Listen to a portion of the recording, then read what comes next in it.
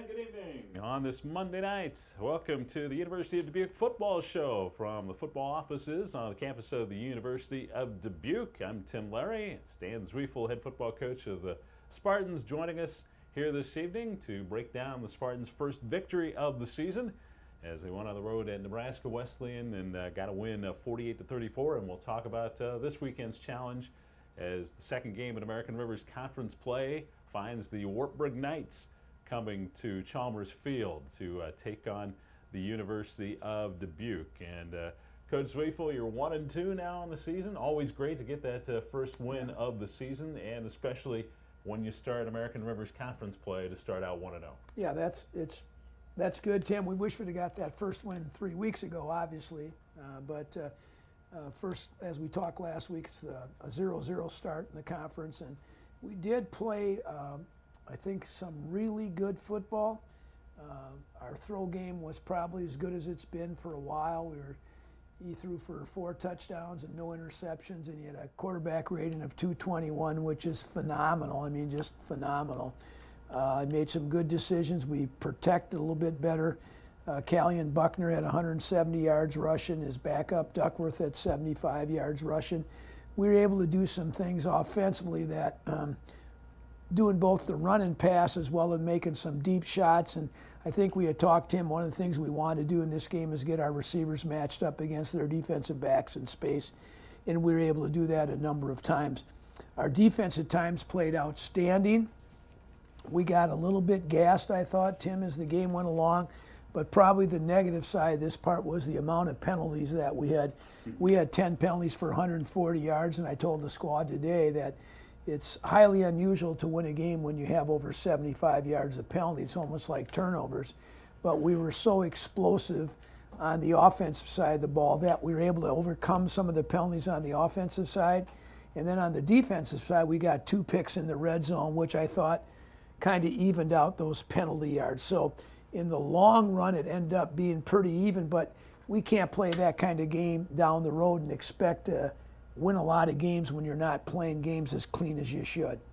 Let's go back to the first quarter of this ball game. You started out well. You scored twice. In fact, had a 12-0 lead. So a couple of touchdowns, one through the air and one on the ground, as you mentioned.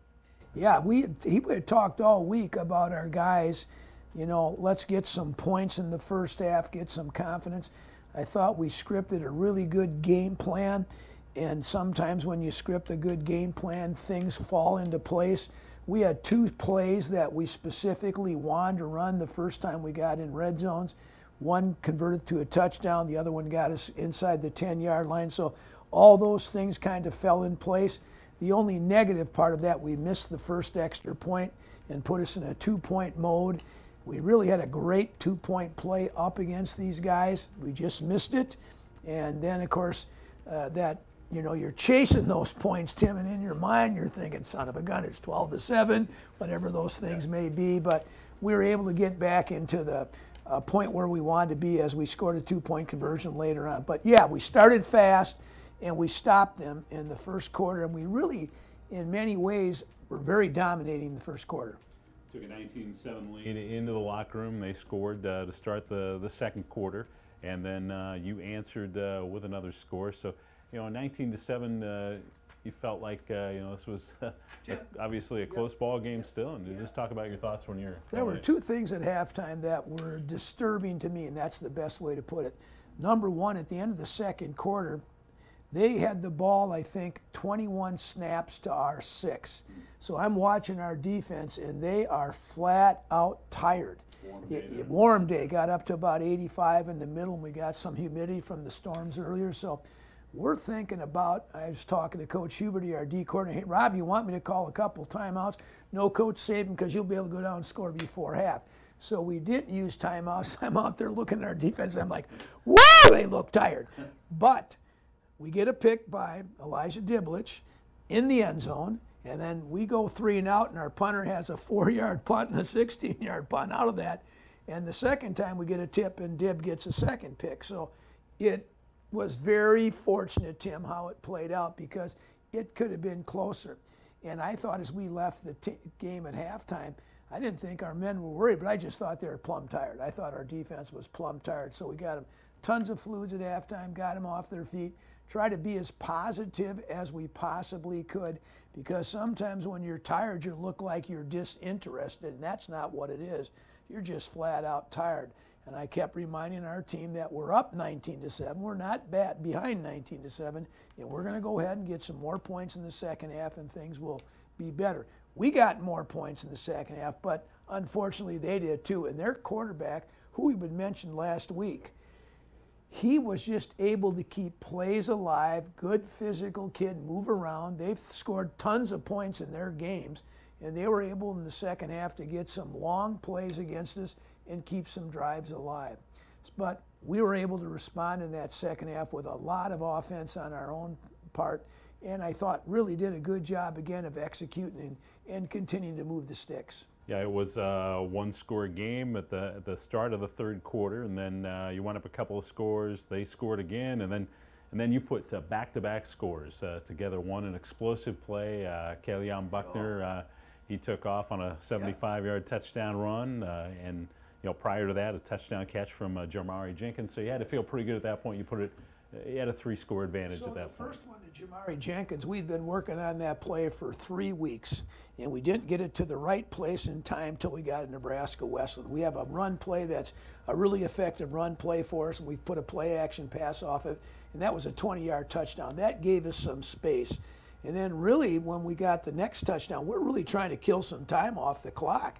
We run a simple off-tackle play off a strong formation to the right, and they blitz our formation to the right, and they were one man short, and we got a great block of the point attack, and then Buck just ran past the rest of the guys and were able to outrun them 75 yards, and that was a huge, huge play. That kind of salted it away for us. Sure. Just point out, though, to get the ball back on that, the defense held on a 4th down play, I believe. Yep, and then, they did. Then you got the ball back. So yes. Your defense, although they were a bit tired, they made some. They really made some good plays along the game. We got a couple, as I mentioned to you, Tim, grabbing a helmet. There was our 15-yard penalties. We just got a couple things that seemed to be unfortunate for us, and then our kicking game really didn't help us out in the end of the second quarter. But in the third and fourth quarter, our freshman kicker kicked really well, kicked off 3 times into touchbacks, and our punter got a really nice punt, about a 38-yard punt out of bounds. His first punt was a 41-yard punt out at the 2-yard line, a great kick, but the 2 in between weren't so good. But with all that being said, I told our players afterwards, you and I had talked earlier before we got on there, our bus breaks down on the way out to Lincoln. I mean, oh my goodness. Are you kidding me? Yeah. So we have to haul our offensive players 40 miles an hour in the bus and no air conditioning. Oh my gosh. In my mind, I'm like, holy samole, what the heck? And, just a little bit of things not the way you plan. You like your road trip to be planned out well, organized well. Everything goes smooth. We get to the hotel. Oklahoma University staying there. The football team is staying there, and their fans are all over hell in that place. And I'm sure they all went to bed by 9 o'clock at night. Yes, too. you know that. Right. So it was just a real interesting situation. Oh, my goodness. And I told our guys, you overcame that, you overcame the penalties. And so I thought that was a good lesson for us to, being able to overcome adversity, because it's really been an unusual year in many, many ways. But I just want to say this, Tim. We thought we were going to go out there and win and put ourselves in a position where this game on next Saturday against Wartburg, we're in a meaningful situation, and we are playing for first place in the league.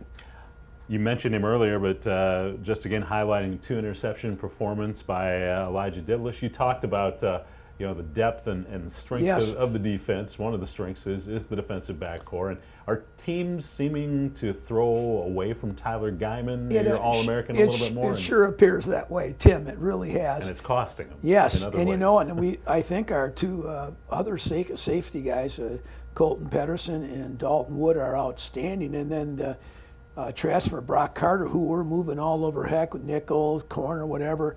Our back end, as I've told you a number of times, is really good. Now the back end is only as good as the pressure you get on. And in that second and third quarter, being a little fatigued, we did not get as much pressure as I had hoped. And anytime you give a quarterback a chance to have some time, bad things are going to happen.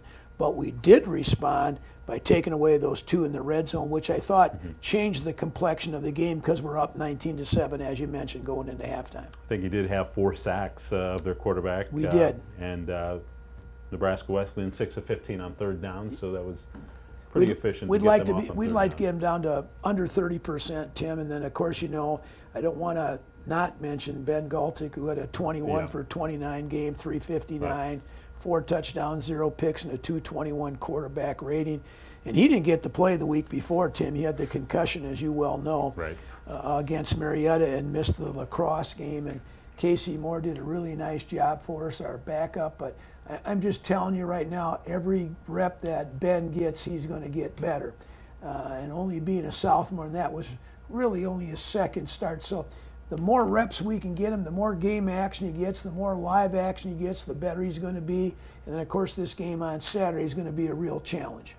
And your receivers, Torrey Butts Jr., Todd Simmons, and Cameron Bryce, very even in their numbers.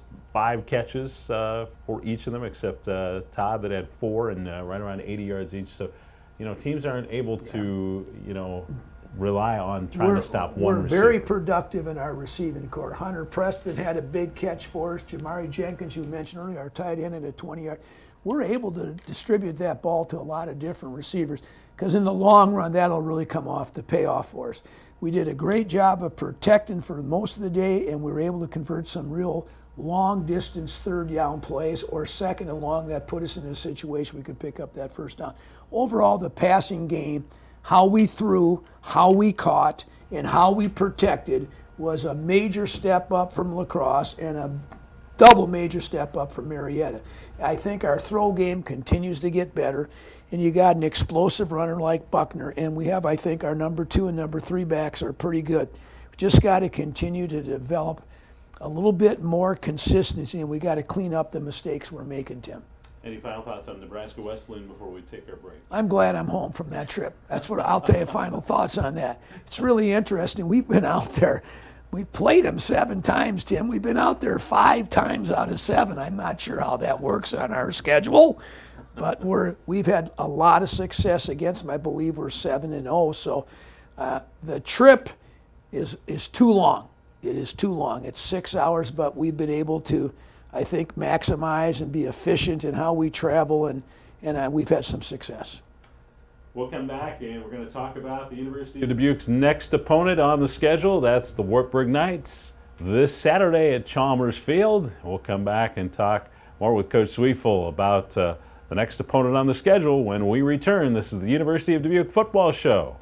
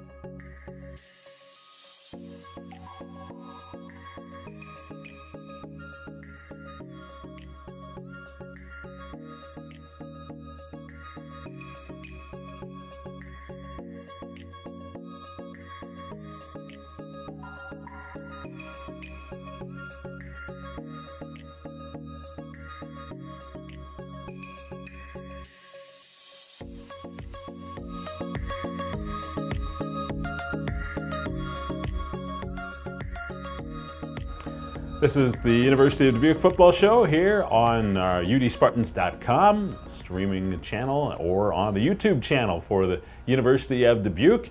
And that's where you'll be able to watch Saturday's ball game as the Spartans take on the Wartburg College Knights. And it'll be a 1 o'clock kickoff from Chalmers Field as they take on the Knights. And Coach, Wartburg, we talked a little bit earlier before we went on, and you're very impressed with this Wartburg team that's off to a 3-0 start, doing it in pretty impressive fashion, especially on the defensive side of the ball. I'm really impressed with that football team. I think it might be the best Wartburg team probably since a while. I really have been very impressed with, number one, their physicality, number two, how hard they play, number three, how well coached they are. I think I'd mentioned to you they have so many veterans on their defense. They have a number of fifth-year seniors. They have a number of four-year seniors. They have 3-year, 4-year starters. This is a team I'm sure they feel like is a team that's a championship football team in the conference. Offensively, they have two really nice backs who do run very, very hard. Their offensive line is really, I think, the strength of their football team. And anytime you have a really good offensive line, you're going to be good offensively because you can run, protect. They do a really nice job of scheming. They're just a dang good football team. Their special teams are excellent. So it's going to present a real formidable opponent for us. And this is probably the first time we've played them in a while this early, Tim. We're usually game 7, 8, 9. It has been. And, you know, we've played them over the years a number of times for the conference championship. It's what I consider my biggest rival, and they've had a really upper hand on us. So we're going to have to find a way to play a really good game. We're going to have to eliminate those mistakes we talked about. But more importantly, we're going to have to find a way to score on them. They have been unbelievably solid, creating a lot of third and long situations, Tim, which is really impressive for me. But they are placed so very hard, get off blocks, relentless, and they really, what stands out also about is the enthusiasm that their team generates. So it's going to present a major challenge for us, Tim. Put some numbers to what they're doing defensively. Through their 3 games, opponents averaging just 156 yards per game and just 22 yards rushing, 134 passing. Isn't that something? That's outstanding. That is something when you talk about the rushing totals. And then also what's really outstanding about them is they're just not giving up any yards, either long plays through rush or long plays through pass. And we watched with great interest when Monmouth, who scored the 7 points on them. Since then, they haven't given up a point, and that's a WIAC opponent, one of those games. And then, of course, Luther in the American Conference, Rivers Conference last weekend. So I watch them. I don't see any glaring weaknesses. I see that they're really well prepared, well coached, and I really think they're going to be a team that comes 10th week of the season, they're going to be in hunt for the conference championship. Offensively, as you alluded to, they're the #1 rushing team in the ARC right now, 209 yards per game. And Bellevue native Hunter Clausen seems like he's the primary back, but sounds like they've got a couple of good backs. They do. You know, they got a couple Western Dubuque kids who are playing real well for them. And Hunter used to come up to our camps and work out in our Arndorf facility. He's an amazing back. He's a lot like the Stutzman kid from lacrosse in many, many ways. Not very big, but powerful and thick and really, really tough to bring down with a first tackler. And then, like I said, their offensive line is comparable to UW Lacrosse's. You know what kind of problem we have with UW Lacrosse's offensive line. Physical, able to get to the second level. These guys probably aren't as big, but they're a little bit more active, a little bit more athletic, being able to work up on combo blocks and those kind of things and get off to the second level. So all that being said, Tim, we got to play a good game. Now, we're capable of playing with anybody at any time. We've got to take care of what we talked about earlier, cleaning up our mistakes. But I think we're getting closer to playing a more complete game offensively than we were in the first 2 weeks. If we continue to move in that fashion and our offensive line continues to improve in protection and giving us a chance to have some explosives, we'll have a real strong opportunity to play with them. That being said, what are the big keys if you're going to stay in there and maybe get an upset win here this Saturday? Can't turn it over now against these folks. You just can't turn it over. One of the places that I really spend a lot of time on, and we've watched last year's tape and the year before, is they're a very aggressive rush the punter. So we're coming up with some plans maybe to negate their overall punt rush. They really put pressure on the punter. And I think when they watch our punter shanked a couple against Nebraska Wesleyan, I think that'll be part of it. They've got two outstanding return men. Hunter Clausen, you mentioned, and Ben Bryant from Western Dubuque. Both those guys are really nice return men. Got to limit any yards they can get on special teams so you can make them drive the long field offensively. And then conversely, hey, we get the ball, we got to be able to do something with it, whether it's getting field position, which I hope we can get, but if we can't, we got to stay in the field a little bit longer than we did on Saturday at times to allow our defense to stay as fresh as it can. We'll roll our defensive line like we always do. I feel good about our back end matchup, as I tell you every weekend. I think our back seven are going to match up favorably, but we have to be able to stand in there, make those guys throw the ball, get them in uncomfortable situations, and then make it a close game for a while. They haven't been in a close game. And when you're ahead 27-0, or you're ahead 48-0, or you're ahead 21-7, you play differently than when it's close. It's just the nature of the beast. So we got to hang in there at the start. We'd love to start fast like we did again here against Nebraska Wesleyan. But all that being said, we got to play every play as hard as we can to stay with these folks. Talk about the American Rivers Conference after week number one. Interesting scenario with Loras winning over Central, and it was over Buena Vista, a low-scoring ball game, 14-3, and then of course Wartburg and Luther and your game against Nebraska Wesleyan. Yeah, you know, the surprise, if you want to call it that, and I don't know, I'm not a betting man for sure. Loras has traditionally scored some points against Central over the years. And what a great win for those guys. And I think just a great win to show that anybody can beat anybody in the conference. So I think that's exciting for everybody. Surely exciting for Loras. Maybe it's a wake-up call. I don't know. I'm not quite sure. As I told you before when we started this, I think the two teams to beat are Central and Wartburg. And then wherever these other cats fall, and we're one of those cats, depends on how you play when you play those two teams. Because somebody's got to beat Wartburg and somebody's got to beat Central if you're going to have an opportunity to be in the hunt at game 9 and 10. So I'm excited. That was exciting for all of us, I think, in the league. Not so exciting for Central and Jeff, but I think for the rest of us, it kind of shows the competition part of it in the league.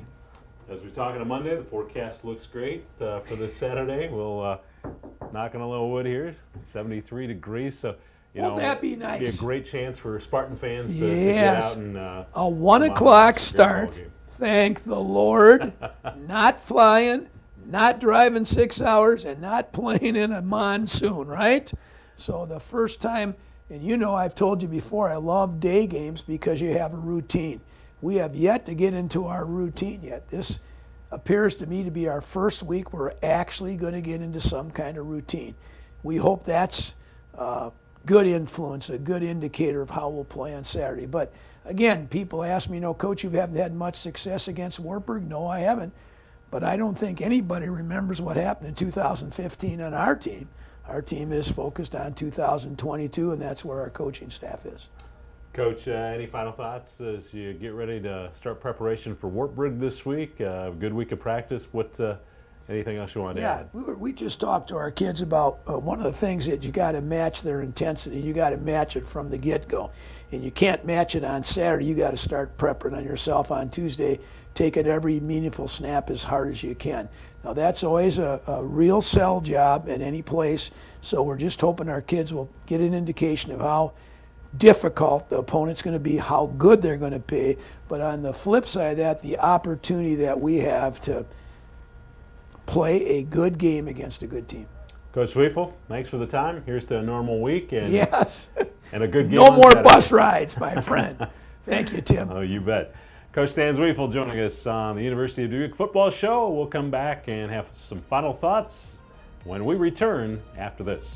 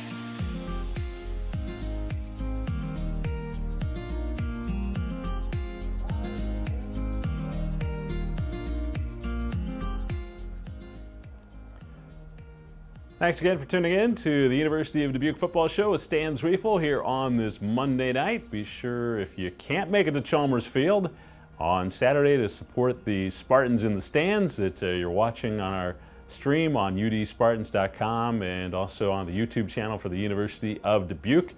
We'll be on the air at just about kickoff time, close to it, 1 o'clock kickoff again with the Wartburg College Knights coming in to take on the Spartans. Jim Kaloran will join me for all the play-by-play action as we bring the call while you watch here on udspartans.com.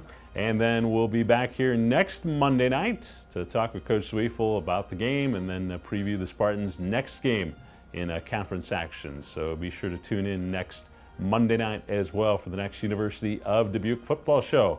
From the University of Dubuque football offices, for Coach Stan Zweifel, I'm Tim Lary. Have a great Monday night.